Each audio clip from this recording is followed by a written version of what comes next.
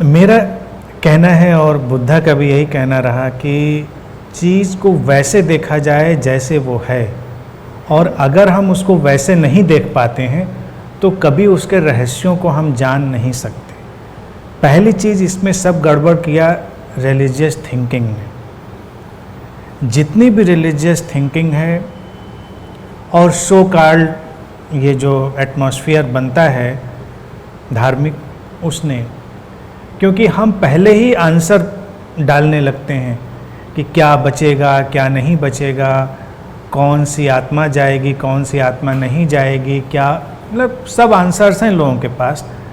सांत्वना के आंसर्स भी हैं और स्पिरिचुअल आंसर्स भी हैं। बुद्धा के साथ ऐसा नहीं हुआ। और आप सोचो कि कोई स्टूपिड व्यक्ति नहीं थे, वो पढ़े लिखे राजकुमार थे, तो ऑब्वियसली उन्होंने सारी चीज़ें समझी होंगी, पढ़े लिखे व्यक्ति थे, और उनके पहले भी सारा लिटरेचर उपलब्धि था, कोई धार्मिक साहित्य की कमी नहीं थी। फिर भी वो प्रश्न खड़ा हो गया उनके सामने कि ये क्या है, क्यों है, क्या यही सब खत्म हो जाना है? आप सोचें, पहला बिंदु यही है। इसीलिए मैं कहता हूँ कि वो बात बड़ी इम्पोर्टेंट है। हम लोगों के साथ होता है तो हम कहते हैं हाँ बिल्कुल ठीक है, ईश्वर की यही मर्जी होगी। कौन ईश्वर? हमें तो नहीं पता कोई ईश्वर है कहीं। ईश्वर ऐसा ही चाहता होगा या यही नियति होगी, हमको तो नियति का भी पता नहीं। फिर बहुत सारी चीज़ें ऐसी जिनका हम उत्तर दिए चले जाते हैं और हमें कुछ भी पता नहीं। आप सपोज करिए उस लड़के को जो उस दिन निकला होगा, सिद्धार्थ नाम का, उसको भी ये सब पता होगा बातें जो हम जानते हैं, लेकिन फिर भी उसको धक्का लगा कि ये नहीं समझ में आ रही बात कि ये बस अगर ऐसे ही ख़त्म है देन। तो प्रश्न उन्होंने ये नहीं पूछा, आप देखिए, प्रश्न उन्होंने ये नहीं पूछा कि मृत्यु का रहस्य क्या है। ये स्यूडो रिलीजियस क्वेश्चन है, क्योंकि हमने ये तो जान ही लिया कि मृत्यु को हम जान लिया और फिर हम मृत्यु का रहस्य पूछें। अभी तो वहाँ तक बात ही नहीं पहुँची। वो तो एक बड़ा ही प्रैक्टिकल प्रश्न पूछते हैं कि क्या यही सब कुछ ख़त्म हो जाना है या इसके बाद भी कुछ जिंदगी में है, कोई मीनिंग है? इस ये सवाल नहीं पूछा मृत्यु क्यों है, ये सवाल क्यों नहीं पूछा उन्होंने। आप फिर एक्सप्लोर करिए। उन्होंने पूछा कि अगर यही है अंत जीवन का, तो इस जीवन का अर्थ क्या है? What is there meaning? मृत्यु क्यों नहीं? ये तो उनको क्लियर हो गया जब उनको उत्तर मिला कि ऐसा ही होता है भाई, लोग आते हैं और एक दिन चले जाते हैं, ठीक है। अब क्यों पूछना देखा जाए अनवाइज होगा। क्यों पूछना बहुत वाइज नहीं है, क्योंकि इतना तो किसी भी वाइज व्यक्ति को समझ में आ जाएगा कि ऐसा होता है, ठीक। उन्होंने जो प्रश्न पूछा वो बहुत वाइज है। उन्होंने पूछा कि फिर बिटवीन बर्थ एंड डेथ इस जिंदगी का कोई मतलब भी है, और अगर ऐसे ही अंत हो जाता है तो इस ज़िंदगी में हम जो कर रहे हैं वो क्यों कर रहे हैं और उसमें हम क्या अर्थ पैदा करेंगे। तो उनकी यात्रा नई शुरू हुई। क्या जीवन में कोई अर्थ लाया जा सकता है या ये पूरा जीवन मीनिंगलेस है? और सबसे महत्वपूर्ण चीज़ यही है, हमने क्या किया? हमने स्वर्ग का निर्माण किया, हमने उस लोक का निर्माण किया। अब उस लोक को तो कोई नहीं जानता। आप एक एक पंडित बाबा जो हैं सबका गिरेबान पकड़ के हिला के पूछ लीजिए, सब जवाब देने में डर जाएंगे कि सुना है मैंने। वो कहेंगे सुना है लेकिन पक्का नहीं जानते वो डायमेंशन। या तो उस डायमेंशन को जान लीजिए आप, या तो जान लीजिए पक्के तौर से, तब तो बात क्लियर हो गई। लेकिन नहीं जान रहे तो उसकी बात ही नहीं करते हम नहीं जानते। बुद्धा ने ईश्वर की बात क्यों नहीं उठाई, बहुत टेक्निकल था। ऐसा नहीं कि वो कोई नास्तिक थे या उनको उससे कोई वो नहीं था, नास्तिक की वजह से नहीं। नास्तिक भी एक रिएक्शन में बात उठाता है कि मैं नहीं मानता। वो कह रहे हैं कि उपयोगिता क्या है, ईश्वर के प्रश्न को बीच में लाने की ज़रूरत क्या है, क्योंकि वो कहते हैं वो कैमोफ्लेजिंग है, वो उत्तर को ढकना है किसी भी बात को। जैसे हमको कोई बात समझ में ना आए, ईश्वर ऐसा चाहता होगा। मन को दबाकर, मन को अपने भावना को हर तरह से सप्रेस करके हम फिर ये उत्तर ले आते हैं, ईश्वर ऐसा ही चाहता। और अंदर तो विद्रोह होता है कि ईश्वर ऐसा क्यों चाहता होगा। तो बुद्धा ने इन सब चक्करों में पड़ना ही नहीं चाहा। उन्होंने कहा कि ये उत्तरों को डाइवर्ट कर देना है, यानी कि फिर हम रियल आंसर की तलाश नहीं करते। और जब रियल आंसर की तलाश नहीं करते तो जो अभी प्रश्न आया, जो ट्रू बॉडी माइंड प्रेजेंस है, हम उसका आदर भी नहीं करते। हम उस शरीर मन का जब वो हमारे सामने है उसका हम पूरा सम्मान भी तो नहीं करते, ना उसका पूरा सदुपयोग करते हैं। और शायद मृत्यु के बाद का डायमेंशन खुले, लेकिन वो खुलेगा तो तब जब पहले जीवन के डायमेंशन को ठीक से जिया गया होगा तब। तो उनकी खोज में ये सारी चीज़ें आई। एक बार फिर क्या है, मैं ये कह रहा हूँ कि जो शरीर मन का यंत्र सामने है वही अपने आप में इतना रहस्यमय है कि पहले उसके रहस्यों में उतरना ही हमारे लिए सबसे ज़रूरी है। और कोई भी ऐसा रिलीजियस आंसर बीच में नहीं लाना चाहिए जिसके बारे में हम कुछ भी नहीं जानते। और ईश्वर को तो बीच में लाने की ज़रूरत ही नहीं है, क्योंकि वो सारे उत्तरों को डाइवर्ट कर देना है, क्योंकि उस प्रेजेंस के बारे में तो कुछ पता ही नहीं है किसी को। अगर मैं कहूँ कि ईश्वर है ही नहीं तो फिर क्या होगा? नहीं, मैं मानता ही नहीं, ईश्वर है ही नहीं। आप देखिए, उस उत्तर को हम टेक्निकली देंगे, और बुद्धा ने भी वही काम किया। वो कहते हैं हम उसकी बात ही नहीं करते। आप उनका उत्तर देखिए, वो बहुत वाइज उत्तर है। मान लेते हैं, बात ही नहीं करेंगे, बस वो वाइज है। अगर आप कहें नहीं है तो लोग फिर उस पर तर्क करेंगे क्यों नहीं है। आप कहेंगे है तो लोग उस पर तर्क करेंगे कि वो क्यों है। वो कहते हैं वो इर्रेलीवेंट है। पहली चीज़ सबसे इम्पोर्टेंट, वो इर्रेलीवेंट है, उसका तो कोई रेलिवेंसी नहीं है। हमारी जीवन की यात्रा में, खोज में कोई रेलिवेंसी नहीं है। और फिर वो किसी भी सामान्य मनोभाव से लड़ते नहीं हैं। आप ये देखिए, दुख आपको होता है, जैसा कि आपने भी अपने प्रश्न में पूछा, पौधे को सूखते देखते हुए, किसी घर को जिसको आपने मोहब्बत से बनाया हो ढहते हुए, सभ्यताओं को मिटते हुए, किसी व्यक्ति को जिससे आपने प्रेम किया उसको जाते हुए दुख होता है। आपको अफसोस भी होता है, लेकिन चूंकि आप कुछ कर नहीं सकते तो आप कहते हैं कि ठीक है, फिर यही ठीक है।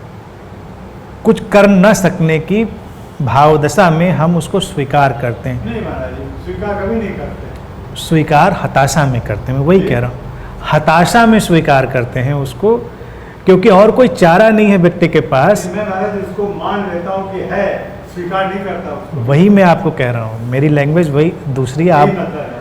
मैं वही कह रहा हूँ कि व्यक्ति के पास कोई चारा नहीं है तो वो मान लेता है, लेकिन वो उसको उस तरह से नहीं चाहता है। लेकिन फिर रियलिटी ऑफ लाइफ को अगर देखेंगे, रियलिटी ऑफ लाइफ में एक साइकिल है, वो घूम रहा है। अब वो साइकिल क्यों घूम रहा है इसका भी ठीक ठीक किसी को नहीं पता। अब एक बीज उगता है, पौधा बनता है, पेड़ बनता है, फिर वो भी एक दिन ख़त्म होता है।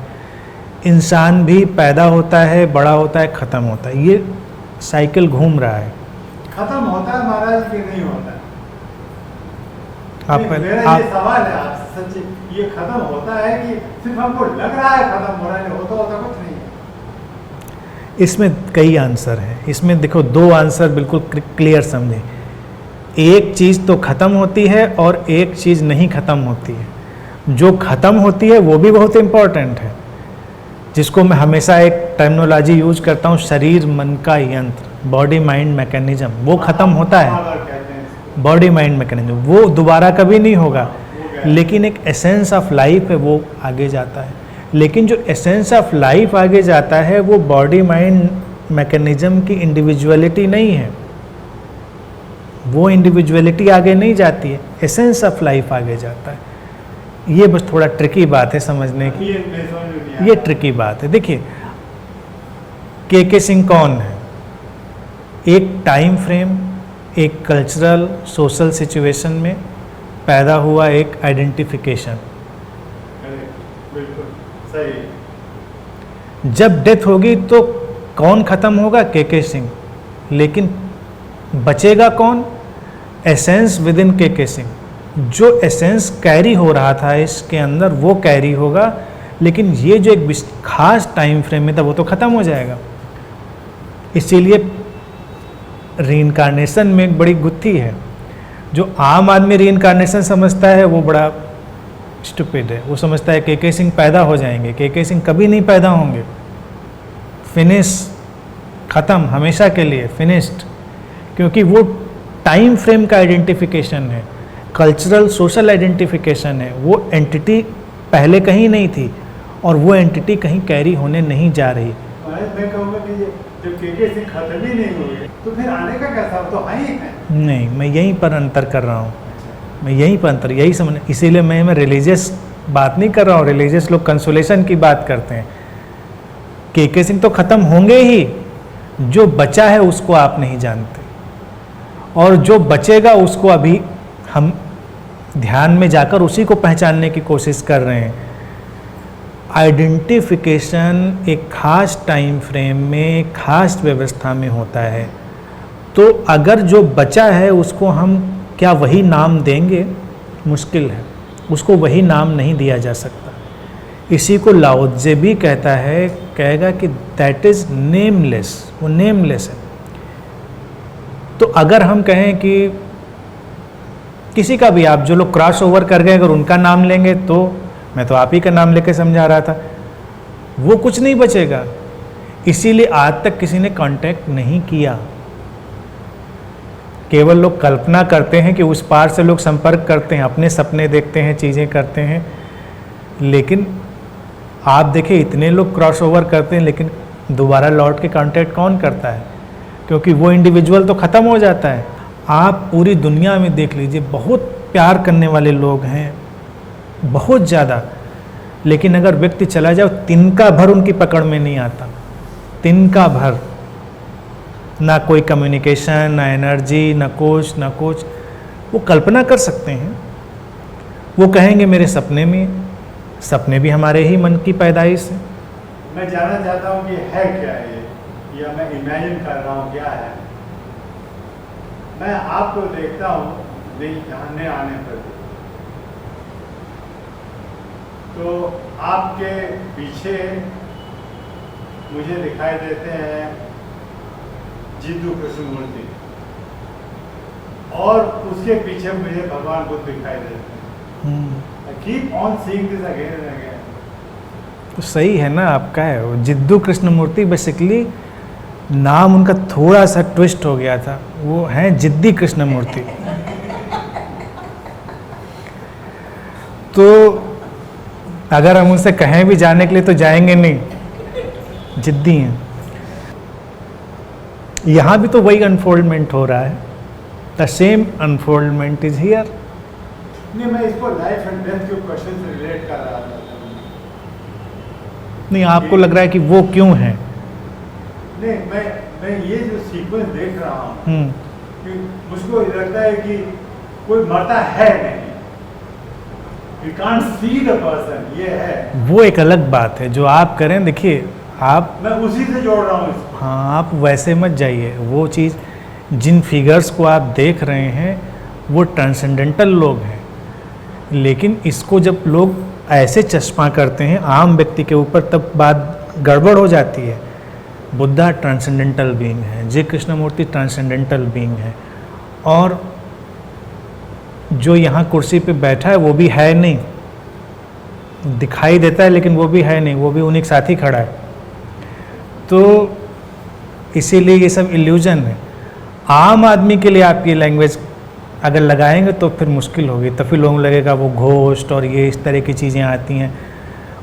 वो नहीं है। वो इस विषय पर और हम डिटेल में कभी बात समझाएंगे, लेकिन अभी तो इतना ही समझना चाहिए कि इंडिविजुअल नहीं बचता है, लाइफ एसेंस बचता है।